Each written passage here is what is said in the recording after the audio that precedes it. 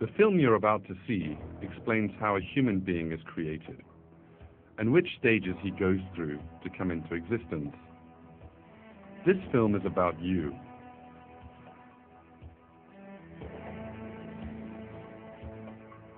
Let us now take a brief trip in time and go back to the past. Let us study an extraordinary story, one full of miracles. Let us see what a human being once was.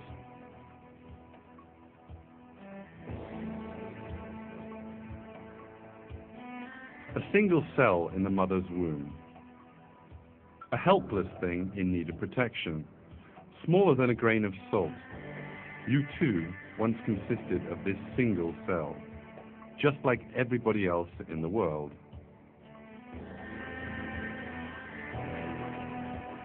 And then this cell divided, becoming 2 cells. Then they divided and became 4, then 8, and then 16 cells. The cells continued dividing. First a piece of flesh emerged, then this piece of flesh took shape. It developed arms, legs, eyes. It grew 100 billion times larger than the initial cell and 6 billion times heavier.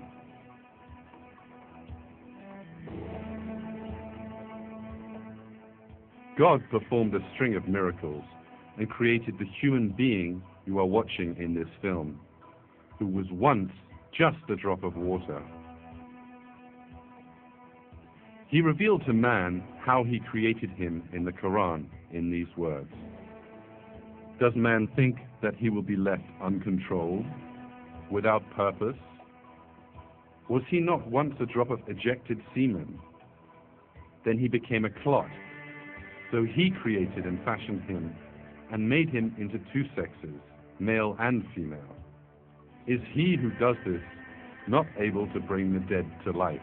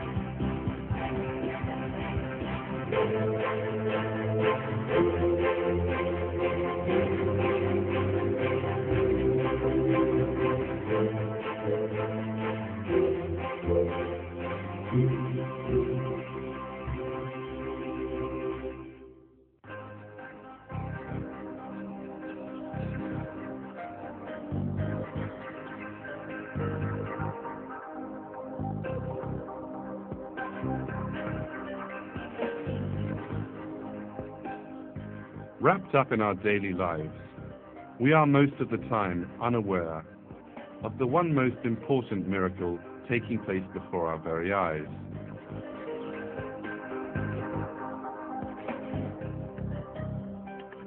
This miracle is the miracle of creation in human beings. The first miracle of creation begins in a woman's body, in the organ called the ovary, with the maturing of a single egg cell.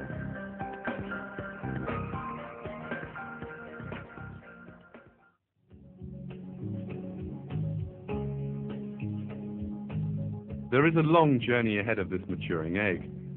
It will first enter the organ known as the fallopian tube, then travel through this for a long distance and finally reach the mother's womb.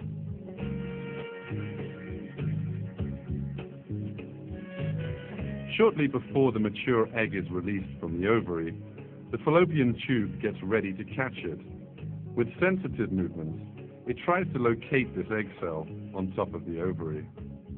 As a result of this search, the fallopian tube finds the maturing egg and pulls it into itself, and the egg's journey has begun at last.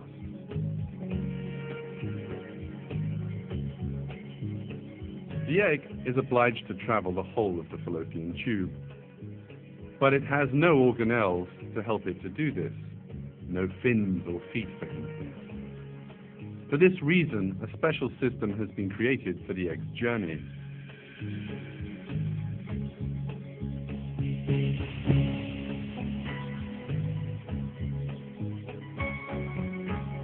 Billions of cells on the inner surface of the fallopian tube have been charged with ensuring the egg reaches the womb.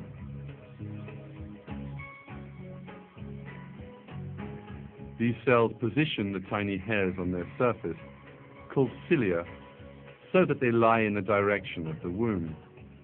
In this way, they send the egg cell in the correct direction, as if passing a very valuable item from one hand to the next.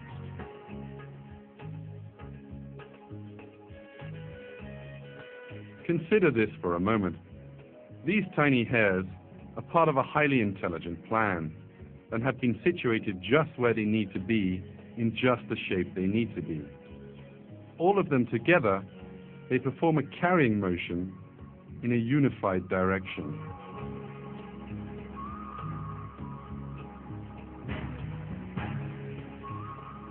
If one part of these cells did not carry out their function, or if they performed their function in different directions, the egg would not reach its target and birth could not take place. God's creation, however, is flawless, and every cell carries out the task assigned to it without error. In this way, the egg cell progresses straight to the place which is being specially prepared for it, in other words, the mother's womb. But the egg cell, being so carefully carried, has a lifespan of only 24 hours. If it is not fertilized within this time, it will die. It needs a vital material in order to be fertilized, the sperm, which will come from the male body.